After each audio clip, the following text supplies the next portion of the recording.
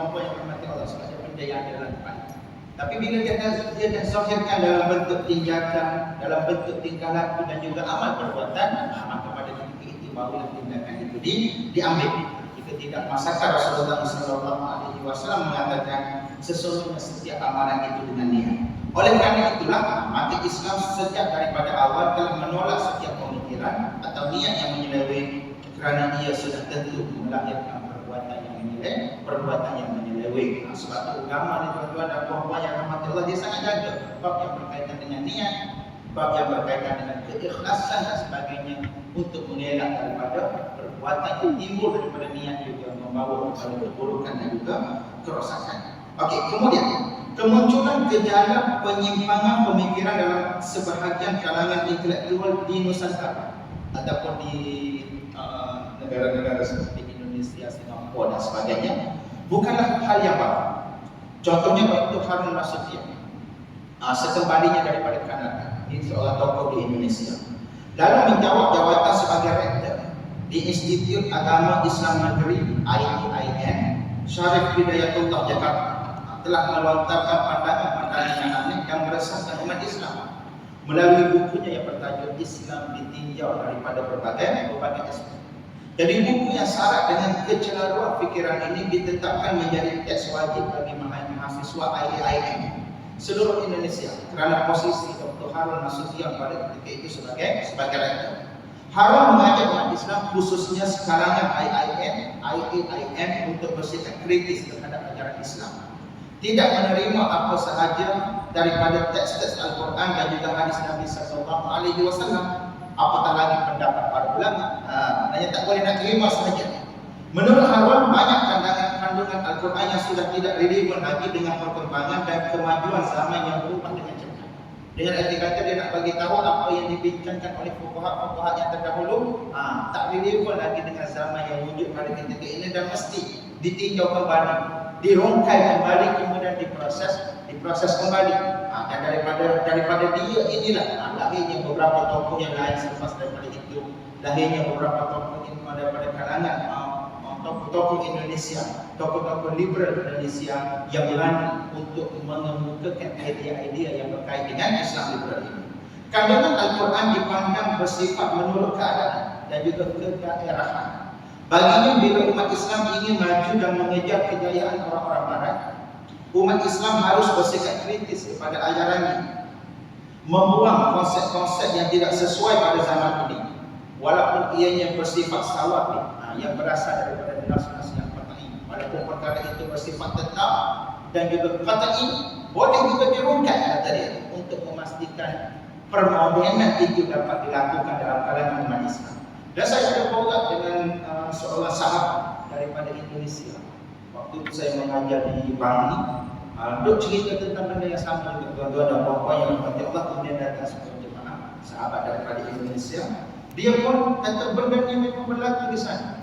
Dan perkara ini berlaku disebabkan apa? Disebabkan oleh kesilauan sebahagian pelajar ataupun sebahagian penuntut terhadap kemodenan. Silau ni maknanya mereka terpengaruh dengan kemodenan dan sebagainya.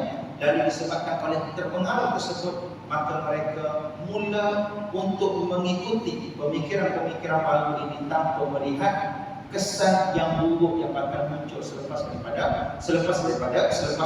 itu. Jadi Mesir juga pernah merakamkan episod hitam apabila lahirnya pemikir-pemikir sekular yang berusaha menggugat doktrin-doktrin Islam yang sudah kukuh.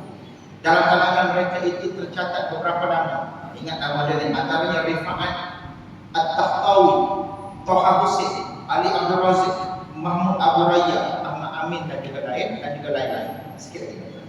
Mereka melemparkan isu-isu kontroversi dalam berbagai bidang, sama ada pemikiran, politik, sosial maupun keagamaan. Mereka berusaha untuk merungkaikan kembali konsep-konsep yang dianggap sebagai muktamad dan menjadi kesepakatan para ulama Islam. Mereka ini bukan disebut sebagai golongan tajdid, tapi mereka ini disebut sebagai golongan liberal.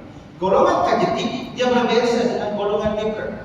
Golongan tajdid ataupun disebut sebagai golongan reform yang cuba untuk memperbaharui keadaan umat Islam, seperti Syekh Muhammad Abdul, seperti Syekh Rashid Ridha, seperti gerakan Ikhwanul Muslimin, seperti Dr. Yusuf Al-Qaradawi.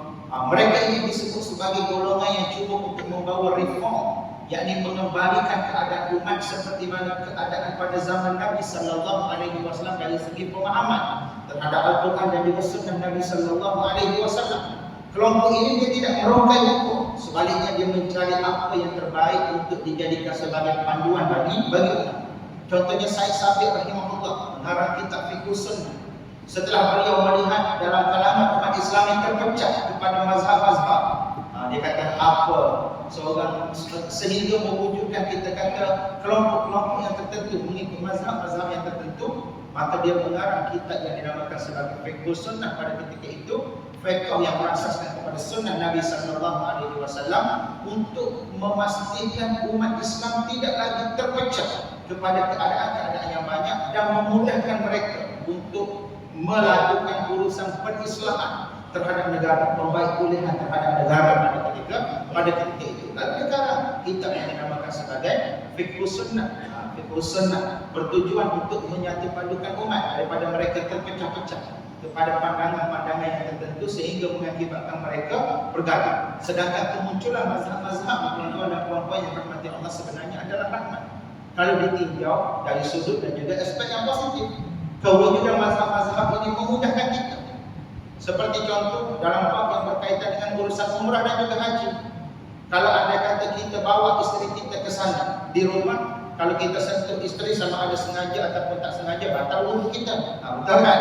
Batal wudhu kita menurut mazhab Syafi'i. Tapi disebabkan ada masyaqqah di sana, di ketika umrah dan juga haji, dalam keadaan orang yang ramai, takut hilang isteri daripada pegangan kita ataupun sesat dalam Masjidil Haram dan sebagainya, maka masyaqqah itu telah membenarkan kita untuk bertaklid kepada pandangan yang mengatakan boleh untuk pegang isteri pada waktu itu, pada waktu tersebut. Kemudian bila balik kalau ada apa-apa yang rahmati Allah, kita mengembalikan kepada pandangan yang asal yang kata batal wudhu. Maknanya sebenarnya mazhab-mazhab ini adalah aman kalau ditinjau daripada aspek yang positif.